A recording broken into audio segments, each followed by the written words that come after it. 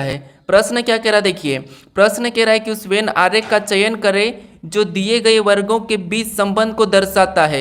यानी यहाँ पर देखिए हमें दिया है कलम, दिया है किताब, दिया है और रबर दिया है। इसका वेन आरेख कैसा बनेगा ये प्रश्न पूछा गया है। ठीक है, तो ये एसएससी सीजीएल का प्रश्न है। देखिए तो हमें क्या करना है, सबसे पहले मैं आपको बता चुका हूँ कि जब भी वेन आरेख के प्रश्न को सोल्व करना है तो सबसे पहले हमें क्या करना है, जो शब्द दिए इनको आपस में क्या संबंध है या नहीं ये ध्यान से देखना है। अगर फिर भी कुछ समझ नहीं आता है तो फिर आपको क्या करना है, किसी भी एक शब्द का आरेख बनाना है। जैसे यहाँ पर मान लीजिए हम कलम का बनाया था, ठीक है, तो ये हमने कलम का डायग्राम बना लिया है। उसके बाद हम क्या करेंगे, दूसरे शब्द का बनाएंगे। यानी दूसरा शब्द हमें यहाँ पर दिया है किताब, तो किताब का बनाने से पहले हम क्या करेंगे, यहाँ पर जो हमने कलम का बनाया है इसमें आपस में कोई संबंध है या नहीं ये देखेंगे। ठीक है, तो यहाँ पर देखिए कलम और किताब में आपस में कोई संबंध नहीं है। क्यों नहीं है, क्योंकि देखिए भले ही कलम किताब पे चलती है लेकिन हम कलम को किसी और जगह भी चला सकते हैं। ठीक है, तो इसीलिए इसका आपस में कोई संबंध नहीं है, तो इसका डायग्राम भी क्या बनेगा, अलग बनेगा। तो अलग मतलब यहाँ पर बना लेते हैं। ठीक है, उसके बाद अब क्या करेंगे, हम तीसरे शब्द का बनाएंगे। यानी कि तीसरा शब्द हमें रबर दिया है,